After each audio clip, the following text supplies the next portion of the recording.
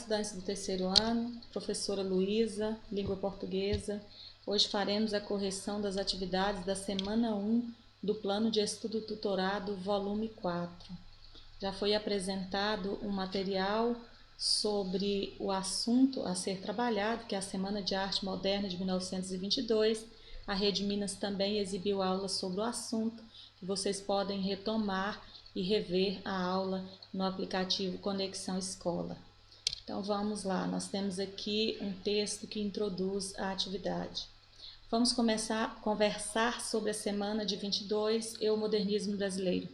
O início do modernismo brasileiro traz como marco a Semana de Arte Moderna, que ocorreu entre os dias 13 e 18 de fevereiro de 1922 no Teatro Municipal de São Paulo, cujo objetivo era renovar o ambiente artístico-cultural e mostrar o que havia de novidade na escultura, dança, arquitetura, música e literatura brasileira do momento. Foi um grande movimento de renovação geral do panorama da arte ocidental, no qual escritores, pintores, escultores, intelectuais e músicos uniram seus esforços para apresentar suas produções ao grande público. Reunião das tendências estéticas que tomavam forma em São Paulo e Rio de Janeiro desde o início do século, a Semana de Arte Moderna também revelou novos grupos, novos artistas, novas publicações, tornando a arte moderna uma realidade cultural no Brasil. Pensando um pouco no contexto, lembre-se das suas aulas de história e de suas leituras em jornais e livros didáticos, ou seja, o pano de fundo da existência da Semana de 22. Como você consegue perceber, por seus conhecimentos adquiridos ao longo do ensino médio, havia um grande alvoroço no entorno dessa ação modernista, tanto em nosso país quanto no mundo. Cite e descreva quais seriam os movimentos históricos mais evidentes nesse período, na Europa, nos Estados Unidos e no Brasil.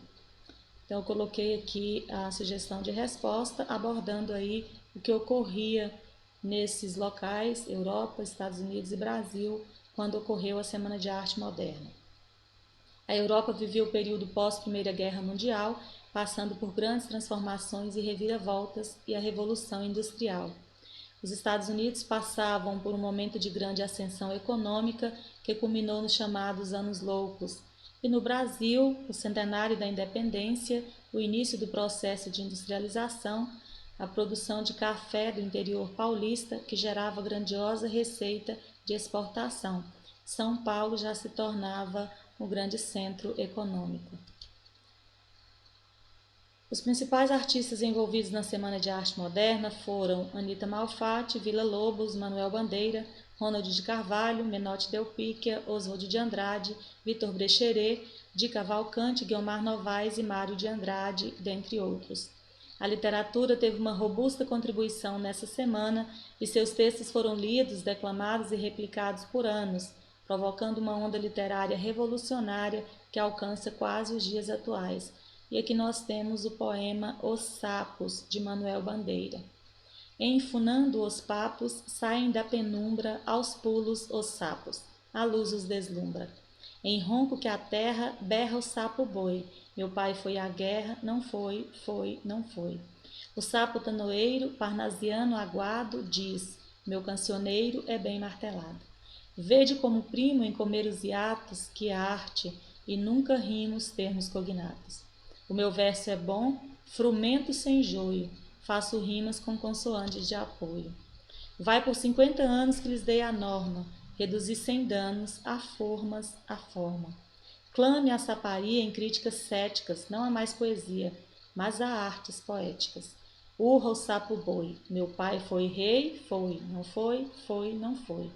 Brada em um assomo o sapo tanoeiro, a grande arte é como lavor de joalheiro. Ou bem de estatuário, tudo quanto é belo, tudo quanto é vário, canta no martelo. Outros sapos pipas, um mal em si cabe, falam pelas tripas, sei, não sabe, sabe. Longe dessa gritaria, lá onde mais densa a noite infinita veste a sombra imensa. Lá, fugido ao mundo, sem glória, sem fé, no peral profundo e solitário é. Que soluças tu, transido de frio, sapo cururu, da beira do rio. Um pouco mais sobre o poema Os Sapos. escrito por Manuel Bandeira em 1918 e publicado em 1919, destaca-se em sua obra por ter sido declamado por Ronald de Carvalho durante a Semana de Arte Moderna de 1922, em evento de que Bandeira não participa efetivamente. Ronald de Carvalho, em meio a vaias do público, lê o poema, que é uma sátira ao parnasianismo, corrente estilística da época. Manuel Bandeira joga com as palavras à maneira dos escritores parnasianos, colocando pontos essenciais e características importantes defendidas e cultuadas por eles, isto é, sonoridade, métrica regular, etc. Carnaval é o segundo livro publicado pelo poeta. Ele é tido pela maior parte dos críticos como um livro da primeira fase do autor, embora a crítica especializada já o considere uma espécie de obra de transição. Os Sapos é já um exemplo de ruptura, uma criação considerada como um dos primeiros movimentos do poeta em direção àquela que viria a ser sua produção futura, a poesia modernista. E aí nós temos a atividade 2. Os versos do poema Os Sapos trabalham com a ironia e com a paródia, a fim de despertar o público leitor para a necessidade de ruptura e transformação da poesia.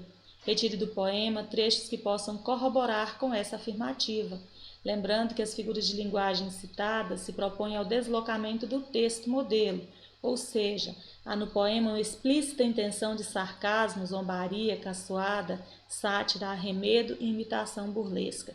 Nós temos ali, na verdade, uma figura de linguagem citada na questão que é a ironia.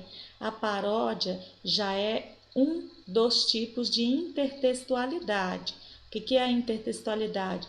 Um diálogo, uma conversação entre textos, quando um texto já existente influencia a produção de outro. Aí nós temos intertextualidade, a paródia é um exemplo de intertextualidade. Então a gente vai perceber que ao longo de todo o poema, o eu lírico critica, utilizando-se da ironia, com certo tom de deboche, os poetas parnasianos. E aí nós temos aqui alguns trechos que comprovam isso. Embora todo o poema esteja carregado dessa ironia, nós temos aqui alguns trechinhos para corroborar aí com essa afirmativa.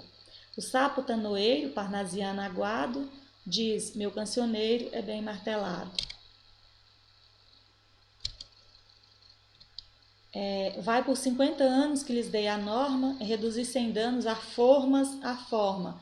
Aqui fala da questão de manter a mesma tradição, o academicismo típico dos parnasianos. Clame a saparia em críticas céticas, não há mais poesia, mas há artes poéticas.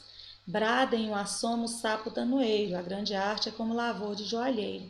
Que soluças tu, transido de frio, sapo cururu da beira do rio. Aqui nessa estrofe a gente percebe a questão da paródia, a intertextualidade com a canção infantil, quando remete aqui ao sapo cururu. Berra o sapo boi, meu pai foi à guerra, não foi, foi, não foi. Também uma outra intertextualidade aqui, uma paródia. O sapo tanoeiro, parnasiano aguado, diz: meu cancioneiro é bem martelado. Aqui houve uma repetição. Então esses foram os versos aí, as estrofes, os trechinhos citados aí para corroborar com o que se afirma na atividade 2. Então foram essas as duas questões da semana 1 do Plano de Estudo Tutorado, volume 4. Então até a nossa próxima aula.